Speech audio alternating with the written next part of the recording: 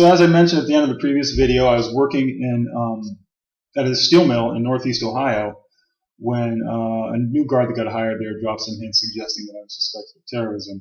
And at that point, I remembered a trip I made to Florida with my mother in 2003, during which some disturbing things happened, and we got some excessive attention at the airport. And my brother dropped a hint indicating that he had in fact framed me for terrorism.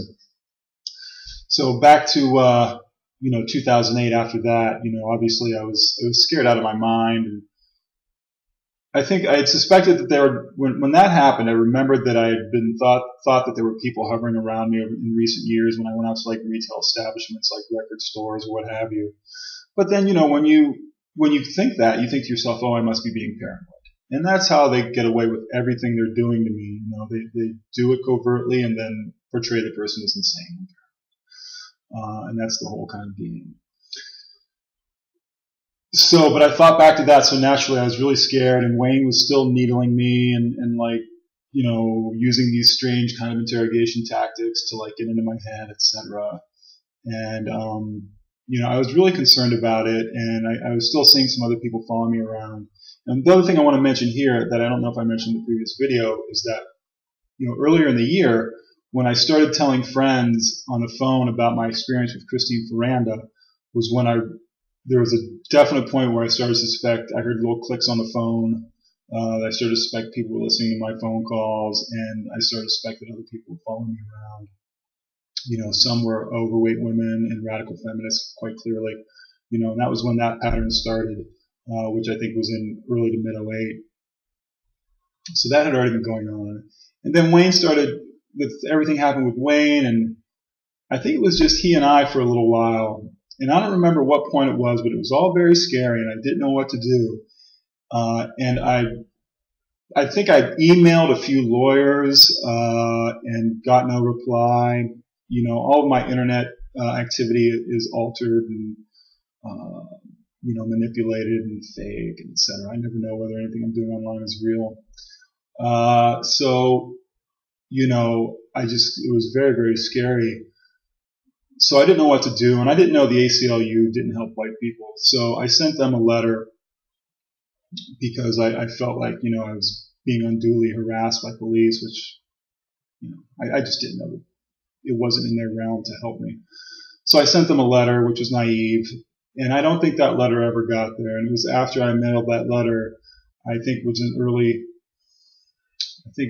2009, maybe January or February of 2009, after I attempted to mail that letter, that my life turned into a full-time, everyday, ongoing nightmare of operatives who appeared to be just normal, random people that you meet on the street, engaging me and interrogating me covertly. And my life became an ongoing interrogation at that point, with strangers asking me personal questions, using strange manipulative tactics. It was after that, sending that letter, that it became that every single day, every piece of mail I received through the U.S. mail was sliced open cleanly across the top. I asked about it a couple times at the post office, and they said it was a problem with the machine. And that was when I started to notice that people were following me, tailgating me in their cars, and that was when cashiers at retail establishments started making strange comments to me, asking me personal questions, like they were, again, interrogating me like the others that I was running into on the street. And some of these cashiers made some just bizarre, disturbing comments. It happened everywhere. The guy at Midas Muffler asked me where I was going when I was leaving, and I think I said something different, and he said, "I thought you said you were going to the mall," or something like that. And it was just like, well, it's none of your fucking business where I'm going, bud. And a Starbucks cashiers have harassed me from Ohio to California. When I was first leaving Ohio, there was one guy who used to come in who worked at Starbucks, and he'd get behind me in line sometimes. And then from behind the counter, he harassed me. And one day, he was talking to someone in the drive-through line, and he laughed out loud and said very loudly, as if he was joking, "Yeah, we can read your mind too." Things like that. And all that started after I tried to send a letter to the ACLU. the signal on my cable television was interfered with. I couldn't go anywhere without someone hovering in my area and menacing me openly. Like as I said, I'd noticed before that overweight women and radical feminists were following me around before that. So then that started more. And in regard to what happened after I sent that letter to the ACLU saying that I figured out my brother had framed me and that I was being harassed by police. After that, when everything started, there was a guy who worked at the steel mill in security who was the person I replaced. He worked a day, not every day, but some days before me. Then I came in, and Wayne came in and replaced me. And this guy's name was Pat. And he dropped a couple hints about the whole situation as well. And he'd said some things unprompted that were like out of context. Like one day he looked at me and said, "You're going to suffer right along with them." I don't know who he was talking about, but he said that. And then one day he told me, this was shortly after I sent that letter, he told me a joke. He said, this is a little disgusting. He said two guys were walking down the street and they saw a pile of something in the middle of the road, and one of them bent down to take a closer look, and they still couldn't tell what it was. Or he said, looks like shit. And then, he sniffed it and said, smells like shit. And then he tasted it and said, yeah, it tastes like shit. And then he goes, sure glad I didn't step in it. And then he goes, and looked at me like that. So that was like his little hint to me that, acknowledging the whole thing through that letter is what triggered the harassment and interrogation that has gone on with me for the better part of the past 6 years. More than 6 years. So, and that went on throughout for a few months, and then I decided that I was going to leave Ohio in the hopes that I'd leave it behind. And I saved up some money and decided I'd drive to San Francisco, home of peace and love, where it all continued. And I ran into the other kind of socialist here, etc. But before I left Ohio, one of the supervisors at the mill said to me, "You look confused," for no reason at all. And then I stopped in Elkhart, Indiana, and there were 2 or 3 kids. I went into a tall man's clothing store, and there were 2 or 3 kids that had no business in there. None of them were tall. I don't know, they might have been like 19. And they kind of hovered around me like I'd gotten used to already, knowing they do. And one of them said very loudly, "He looks confused." And that's one of the ways they screwed me. And that was when I first realized it had followed me from Ohio. I went into a Dairy Queen Brazier in Elkhart, and some guy looked at me and said, "Why don't you die?" Etc. So that was how kind of how everything went in 2009. And then in the next section, and then, I want to mention now that there's so many details in my situation that I'm just I got a little outline here, but I'm mainly going off the cuff. So I'm probably going to miss some points that are important, and, it's difficult to follow, but, I think I've given you a critical one so far. And next, I'm going to cover some things, a few very significant things that were said to me after I arrived in San Francisco by people who were stalking and harassing me.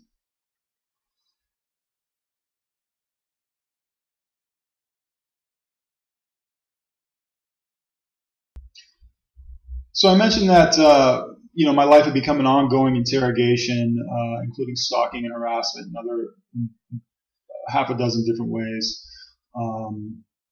in 2009. And then I decided that I was going to, drive from, sneak away from my family and get out of Ohio in December of 2009 in the hopes of moving to California and getting away from all. But in fact, it followed me in Indiana. There was also an incident in Chicago, which I'm not going to go over. A couple incidents in Chicago that were strange and disturbing and menacing. I think that if you want to use one word to apply what's been done to me, it's menacing. That's really what they do. And as I said, they isolated me by using very serious defamation, and it makes it so that you never have any witnesses to anything. That's how they get away with it. So anyway, I got to San Francisco, and now I'm going to try and cover the 5 or 6 most important points of what went on in San Francisco.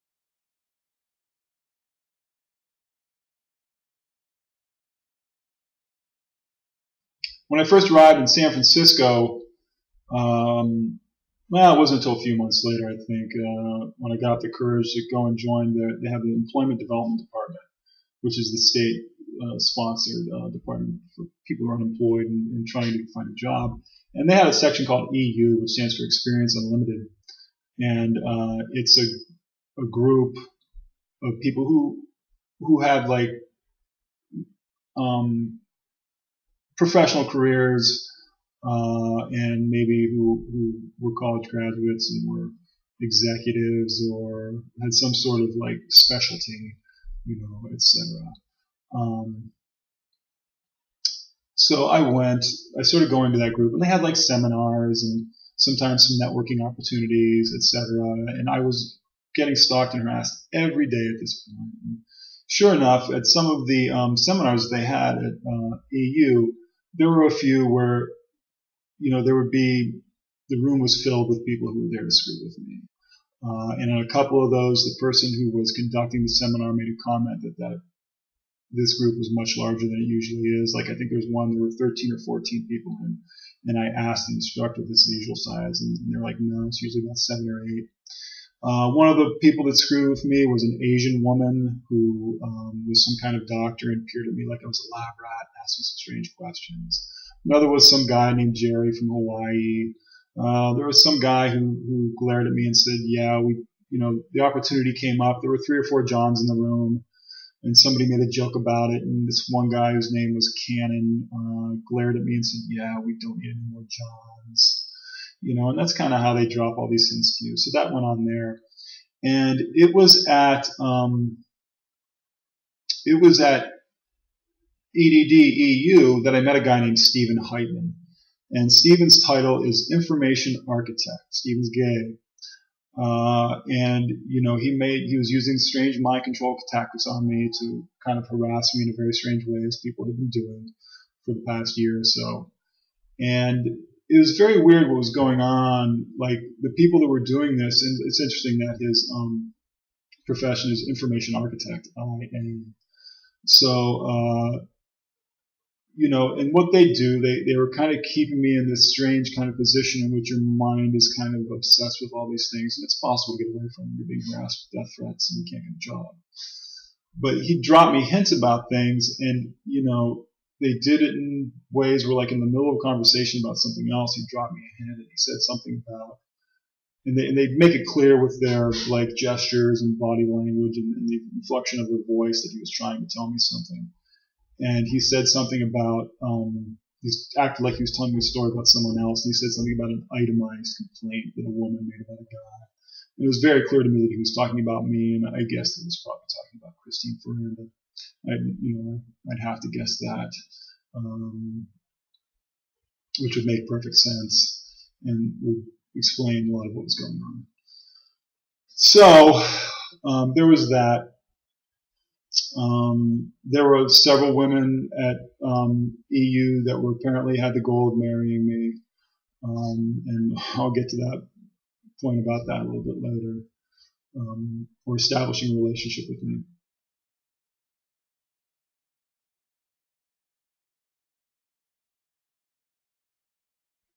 And then another thing I did in San Francisco when I thought I was getting run out of the country, and I think maybe that was the goal. And when I had the money, I tried to pursue things, but I couldn't go anywhere or do anything without wherever I was being filled with operatives who were there to harass me. And one thing I did was I enrolled in a TEFL class, teaching English as a foreign language.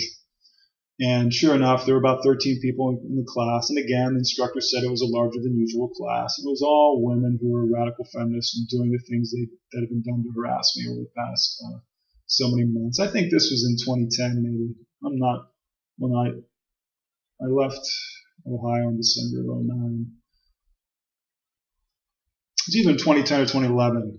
And they were making strange comments. And one of the women in there, I think her name was Barbara Clarisi, And what they do, as I've said, they sit next to you and have very loud conversations to intimidate you for you to hear. And after a while, you realize the pattern of what's going on and realize that they get away with it by isolating you. And this woman said very loudly, "You're an experiment." Those are her exact words. "You're an experiment." I think it was her or someone else made a comment about behavior management. And I'd heard something before about behavior modification, but that was the first time I heard behavior management, and I thought, wow. And I had figured out, I'd read some things about Pavlovian tactics and figured out that that's what they were doing to me, using like positive and negative feedback that seems random out in public to adjust my behavior by, I have no privacy whatsoever. I don't think I mentioned that yet. I have positively no privacy at all, zero. So, this woman said, "You're an experiment." And what I'll mention now is that later, maybe a year or two later, and I got video of this woman. It was at a Starbucks, and again, they had a loud conversation for me to overhear, and her words were, "Your whole life is an experiment." So it's twice that I've had been told that in San Francisco.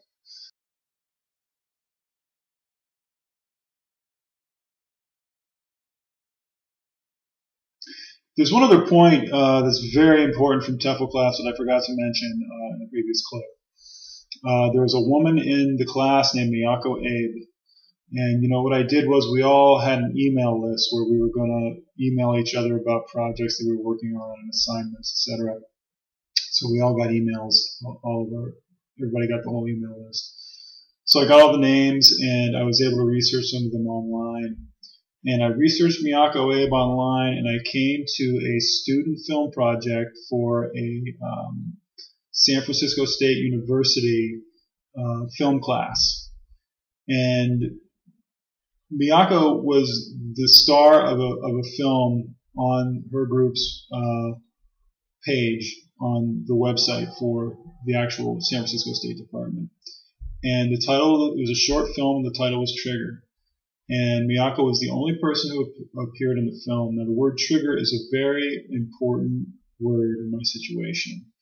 The film basically depicted Miyako at home in an apartment on kind of a dreary, overcast day by herself, and the only voiceover was her thoughts. And I can't remember what all was said, but the imagery was all meant to evoke loneliness.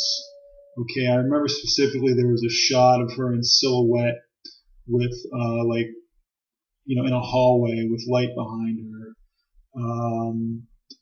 There was a shot of her washing her hands, and it was very sensual, and you could hear the sound of the water trickling very prominently. Those are the two shots that kind of stood out for me, and there were others. But the whole thing was her thoughts about her day alone by herself. And as I said, I've been driven to a state of loneliness. And trigger is a very important word in my situation. Now, I posted about this online on my blog. I got an email from Miyako saying that asking me to remove it. I went back maybe a week or two later to look at it, and it had been changed to something else, like a Western or something like that. I don't think Miyako was in it at all. So that was just one very important point I wanted to mention. Trigger is a term that's used in the film The Manchurian Candidate. That's commonly used to how mind-controlled operatives are controlled. And I'm never really positive who it is that's trying to control me. But I think one of the things they're trying to do, and I've written about this, and I'm not going to be able to go into detail on all these things, but one of the things they're trying to do is drive me to an act of violence or a suicide. And I think part of the reason they use certain triggers, mainly sensual images like that, I've had several encounters in which people, embraced in front of me in public in coffee shops and had warm, sloppy kisses, etc. And which is something I read about that's connected to possibly to my family. But Anyway, that's one thing they've done, and I think what they hope is that when they do these little triggers that are meant to irritate and aggravate the target, that their hope is that either I've had women who walk at me like a model does on a runway with their breasts bouncing violently and shaking from side to side, who don't belong in the neighborhood where I saw them. It's happened a number of times. They've actually been doing that to me for many years. And the goal of it all, I have to suspect, is either to drive the person to suicide, go run out in front of a bus, or to physically perpetrate an act of violence against that person or someone else. So I just wanted to mention that real quick about Miyako and the San Francisco State film trigger with her all by her lonesome.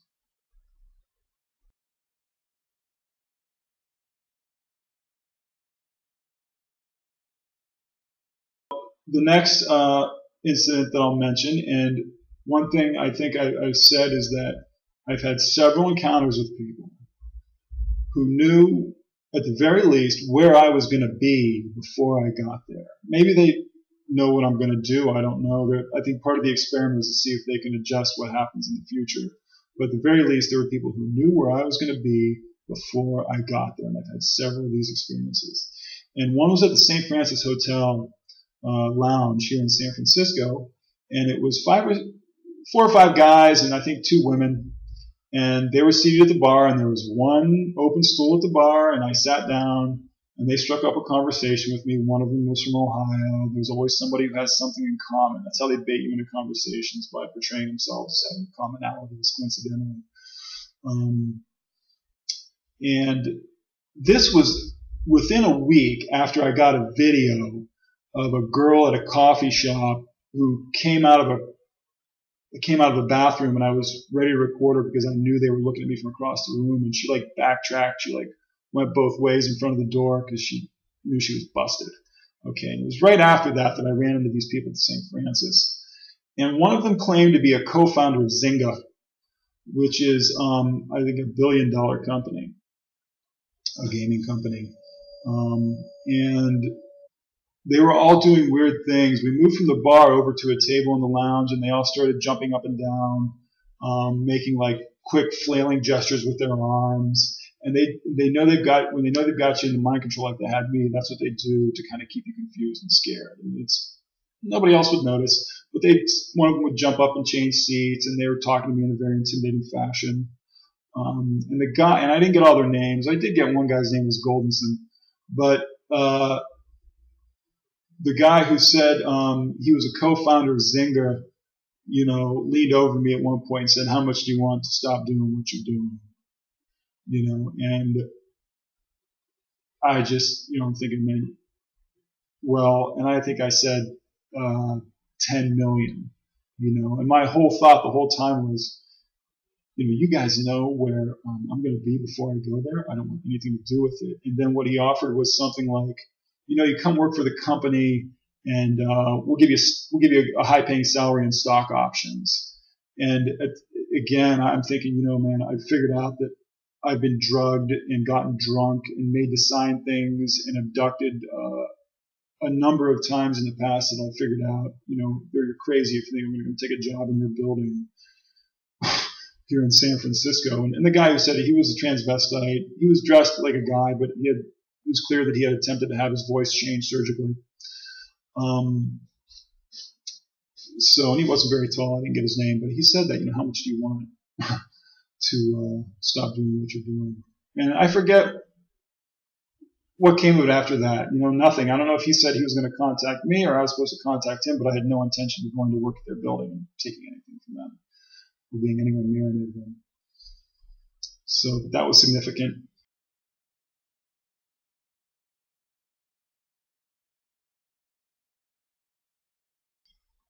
And then the one other very significant, and I'll mention here that's very clear that a lot of the, see, I'm jumping around. Back to the TEFL class, there was a woman in my TEFL class named A.T. Lynn, and she's a hypnotherapist. And it's been indicated to me that I've been hypnotized more than once. My brother had hypnotized me once. I should mention that. Okay, then in a separate incident, and again, I went into and then in a separate incident, I went in again. I went into a bar in San Francisco. I think it was Burger Bar. They have a pretty good beer selection. I think they have what's it called, Fish Head. But I walked into the bar, and there was one open seat at the bar, and I sat down in it, and next to me was Angelique Fall, a radical feminist from who told me that she had homes both in San Francisco and Cincinnati. And it's weird. The mind control they put me in is based on fear. Like, their whole goal was always to keep me really scared and confused. And until that day, I'd always been afraid to address it to someone and say, like, you know what? I know that you're one of these people that's here to screw me, that's screwing around with me. I don't know what's going on, but I'm going to figure it out. And I said something to that effect to Angelique. I said something like, you're not going to get away with it, or something like that. And she responded thusly, "What are you going to do about it?" And that was the first time anyone really said something aggressive and open to me. Like, everything else they'd done before that was always very subtle and ambiguous, which makes it so you have nothing to latch on to. And that was the first time someone said something really direct like that. My experience with these radical feminists and Christine Ferranda leads me to the next section, which is about a woman claiming to be my birth mother, which she's not, going by the alias Kathleen Cachet.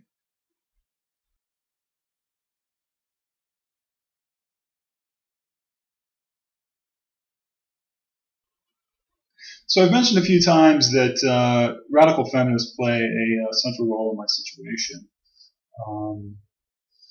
Christine Ferranda and some other women I've had encounters with in San Francisco, and even in Niles, I noticed after I moved out of Christine's apartment, I noticed in Niles in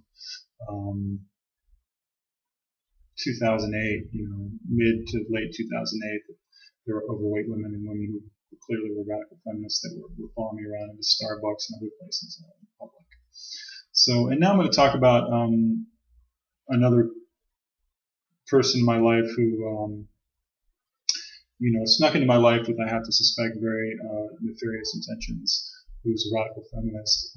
Her name, she uses the alias Kathleen Cachet. It'd be interesting to find out what her real name is. But first I want to say that this second installment of my summary is sponsored by Pompeian Olive Extra Original, the perfect blend. It's a mix of first cold press extra virgin olive oil and canola oil. That's a very healthy blend. Olive oil is healthy for you, I'm pretty sure. Don't they say it has antioxidants? Whatever, and everybody knows canola oil is good for you. So this is a great blend that has a lot of good flavor, but it's cut with that canola, so it's a little farther lean to the healthy side. So I highly recommend it. Again, that's Pompeian Olive Extra Original. Give it a shot.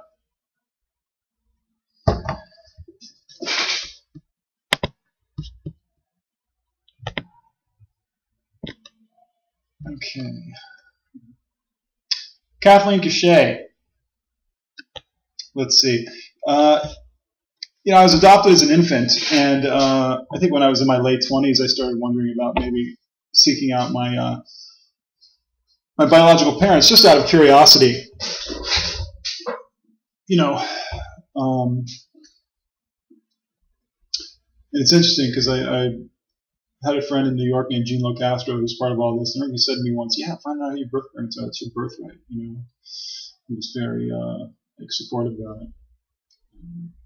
Anyway, I started trying to find my birth parents around when I was about 28 or 29. And then in 2003, while I was living in Niles and Nancy was ill, on my birthday, I got an email from a woman named Kathleen Cachet claiming to be my biological mother. We got together sometime in the next few months, and there was a physical resemblance. So I believed her. I had no reason to suspect anything was going on. And she was born in 1950, which makes her a bit of a flower child. She told me that she had made some trips to New York and San Francisco when she was around 18 or 19. And she definitely had a radical edge to her. She made a lot of anti-American comments to me. I don't remember what they are specifically, but she just had that kind of air about her. It's hard to say, because these people, they go out of their way to conceal what they do. But I just got, I used to go and spend time with her because I felt bad for her, because she was always depressed, and she was. I noticed that she made some comments that seemed to be socialist, though I didn't know much about socialism at the time. And as I said, she was kind of like anti-American in her just general attitude, And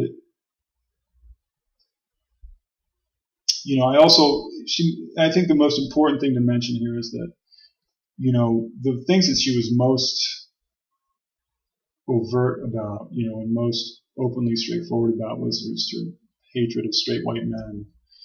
She was a straight white male basher to the core, and she'd make these comments openly to me, and I'd be kind of shaking my head, thinking, Kathleen, I'm a straight white guy, and I think it got to the point where it was so bad that I actually had to tell her, Kathleen, I'm not going to be able to spend much time with you. I'm not going to stop doing this, and we ended up spending much less time together after the first couple of years, when I was living in Columbus for a while. And she always had this weird kind of, made me feel like she was trying to control me. She kept insisting that I must be allergic to dairy because she is, and she wouldn't let it go. And it's the exact opposite. I need dairy. I'm addicted to dairy. I've been so until very recently, like normal adults, drift away from dairy, not because of an allergy, but because it just doesn't agree with their system. Until, when I was into my mid to late 30s, I was still drinking a half a gallon of milk a day, and I still drink some, but just less, but she just insisted, and she wouldn't let it go, and it was so silly. It's like she was constantly out to confirm to me that she was my mother, and one time, I forget what we were talking about, but she kind of like snapped and lost her cool and yelled at me and said, I'm your mother, John. Don't you forget it, and something like that. And I remembered that when everything started going haywire, and then I figured out eventually that she's not actually my mother. She's a cousin or an aunt or something. And she was into like Asian culture, and she wore like a leather jacket with a Native American symbol on the back, and she loved her rice cooker and making egg drop soup, and she had Asian decorations in her room, in her house, the few that she had. We watched some movie about some futuristic movie called The World of Men, and it was like this ugly, war-ridden dystopia that was just so exaggerated. It was pure anti-American rhetoric. And what else am I saying? It got to the point where I can't remember why this was. She probably dropped a hint that she thought I wouldn't get. Okay, but I'm very observant, and even before they started doing this experiment on me in recent years, I've always been someone who's good at like finding connections. And she must have said something that made me start suspecting that she was spying on my email account. And sure enough, her sister, a woman named Connie, who knows if that's her real name or not, I don't know what's going on. They're working together. But Connie said to me one day, and I don't think I prompted her, she said, I think Kathleen's spying on my emails. And when she told me that, it just confirmed me that I was probably right about her spying on mine. So what I did was I made a fake email account for myself, and I sent a nasty email to my main email account saying something really nasty about Kathleen. It was like a paragraph saying all these bad things about it just to see if I'd get a reaction. The next time I went to her house, she used a coffee cup that she never uses and never used again. And on the side of the cup, it said, "That's Miss Bitch to you." And so I just kind of rolled my eyes and said, "Okay, Kathleen, thanks for confirming to me that you're reading my emails." She sat on the opposite side of the table so I could read it, because it was only written on one side. It was a mug with a handle. And when I went over there, she always sat on my right. And on this trip, she sat on the other side of the table so that the writing on the cup was facing me. Okay, Kathleen, you stupid baby game. But, it was after that I figured that. And I think it was after that I really started drifting away from her.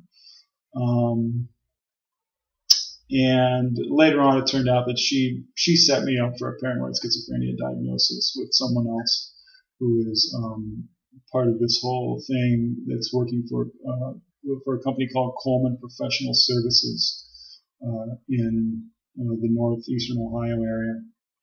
I think they're in Canton and Warrenburg. So a guy named Jeremy Haddle. You can look him up. You can look him up online. One of the things they do is they presume people guilty of something that they might be suspected of, and they actually use this kind of network to punish them without a trial. And some of them I've been framed for pedophilia, and Jeremy Haddle. It's all connected to that. These guys, their code phrase is "I love my daughters." That's their secret code. So I'm glad for you. If I had a daughter, I'd love it too. But you don't come above the United States Constitution.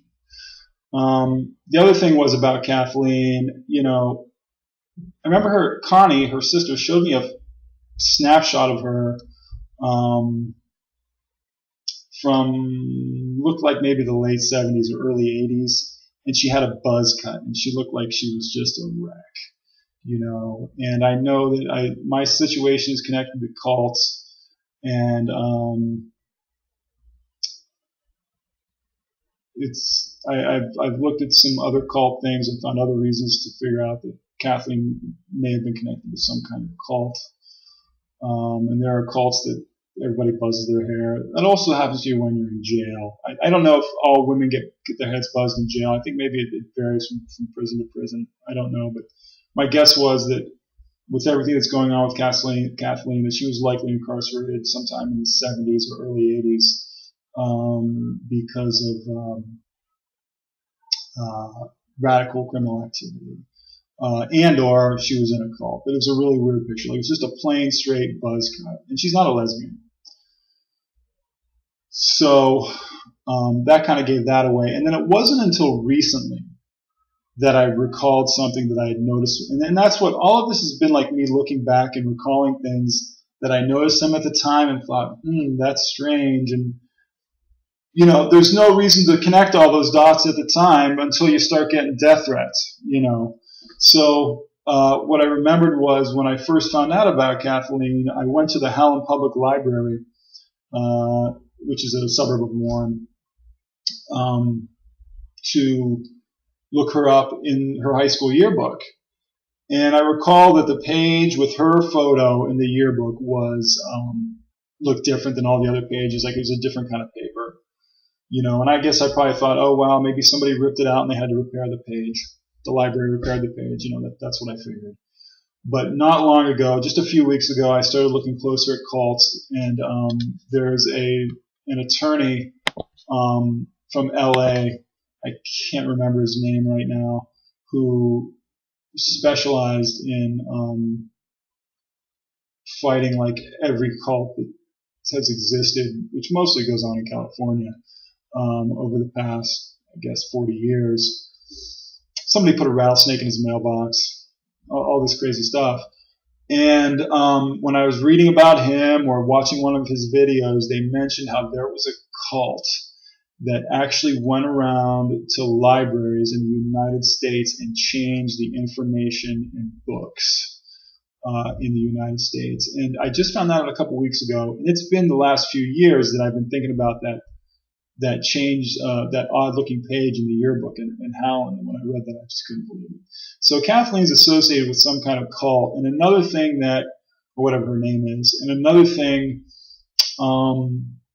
that I noticed when I read about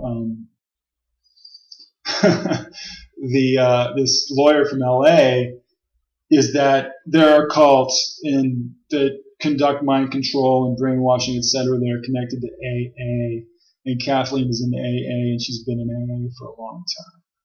So there are a lot of things converging there when I finally started looking at cults and landed on this lawyer, and I found 2 or 3 things that, wow, there you go. The buzz cut picture, she's in AA, the yearbook page that was changed, all that. There's a funny story about Kathleen. She used to like to brag that Pittsburgh's her town. We made a couple of trips there. And one of them was because I had registered with a acting agency called Nancy Mosser, and Kathleen registered as well. So we went to this casting call. It was kind of a weird situation, and like other encounters I've had, people were acting a little strange there, and I can't help but wonder if that visit has something to do with all of this, because apparently the Pittsburgh University Medical Center has something to do with it. But I think Kathleen also brought me to a building where she showed me. She said her gay friend who died of AIDS lived, and one of the things they've done to me is they tried to turn me gay. All the brainwashing I've been subject to comes together in Kathleen, that's for sure. She's anti-American, heavily anti-Christian. She's socialist, and she made all these comments about her gay friends. So those are the 4 of the 5 things that I've been brainwashed. But anyway, on the trip into Pittsburgh, she asked me to drive. It was her idea. And she asked me to drive. Okay, whatever. No, I don't care. Either way.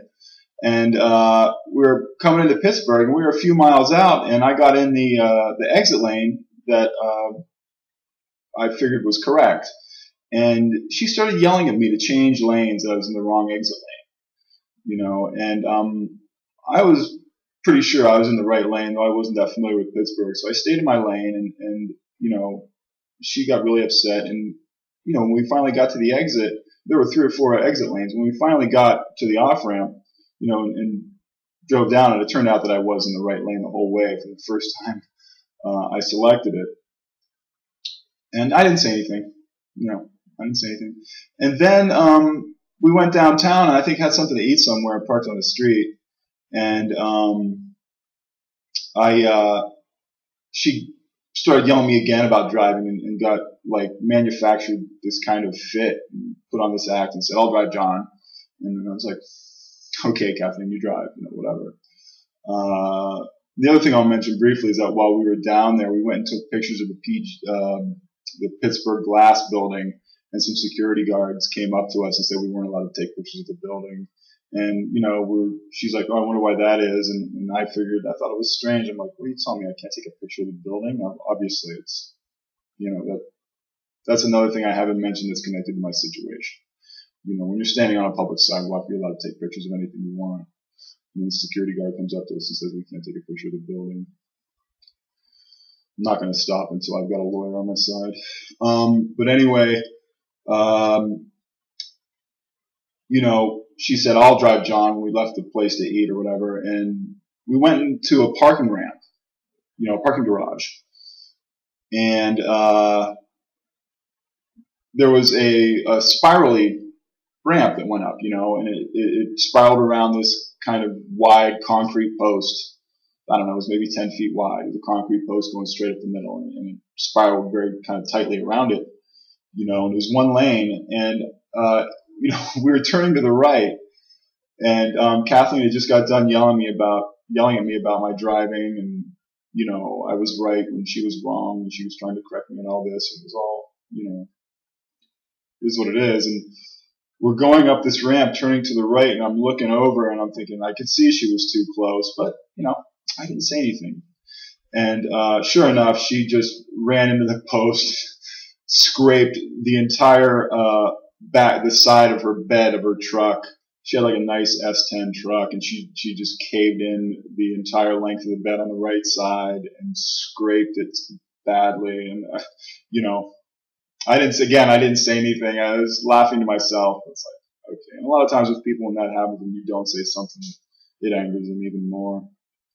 But it was definitely kind of funny. It's hard not to look at the Weather Underground when you're looking at Kathleen, because there were some things that went on in Pittsburgh. There was some sort of event in Pittsburgh where they went and protested outside of a school or something. I forget what they did. And I think there was another one in Cleveland, and it was connected to a Cleveland group, and my hometown, Niles and Warren and Youngstown area is about exactly halfway between Pittsburgh and Cleveland. Yeah, I had some close cousins who were all Steelers fans. But anyway, I looked at that weather underground stuff. And what I've done is I've tried to dig around online and see if I'm finally going to run into a photograph of her that tells me what her real name is. But anyway, maybe it is a real name. I know she showed me a article she wrote for the Pig Iron Press in Pittsburgh a long time ago. So I don't know, maybe it's her name. But or maybe that's a fake. But she was involved in something, and I figured that just by researching that stuff a little bit online, I'd run into it. She had to have made the news. I've also guessed that maybe she was involved in some radical activity in Ireland, but she's heavily anti-Christian. That's another thing I didn't mention. She's an outspoken atheist, heavily anti-Christian, anti-American. And I've had problems with all that stuff. The brainwashing I've been subject to is anti-American, anti-Christian, socialist, and they try to turn me gay. And another thing Kathleen did was when we went to Pittsburgh, she very proudly showed me the building in some alley where she had a friend who died of AIDS, had lived, and all this. So I don't know if she's whether underground or something in Ireland or she's connected to On's Hat. I don't know, but she's pathetic in a funny kind of way. And I don't know. I'll mention this now that I'm trying to figure out how she and I are related. And someone told me she's my aunt. Could be, but I've been compelled for one reason or another to do research about Jacqueline Kennedy Onassis. And one thing I found that I'll just mention right here is that, they say Jackie had 2.5 siblings by her father, who I think were born in England. And there was a boy and a girl, and the boy died young in a car accident. And the girl got mixed up with some American radical group that was based in South America, and it wasn't Jim Jones. It wasn't in Guyana. It was in another country. It was somebody X, not Malcolm X. It was another X. And basically, how she ended up in that, I don't know. But they ended up suspecting her of being a spy or something, and they shot her up and buried her alive. So, and all this stuff doesn't make the news a lot, but I have to wonder, considering how Kathleen is. But I don't know. But anyway, she snuck into my life, claimed to be my birth mother, set me up for a paranoid schizophrenia diagnosis that's completely bogus. And as I said, the guy who did the diagnosis that day lied, said he wasn't the doctor, clearly implied he wasn't. He said, "I'm not the doctor. The doctor will be in later." Actually, very explicit. I haven't thought about that in a while. And then, all I told him was, my brother framed me for terrorism. And, he's trying to kill me. And he shrugged his shoulders and said, "You're schizophrenic," and wrote it off. And like I said, I looked on his blog, and their code word, which I've heard elsewhere in San Francisco, is "I love my daughters."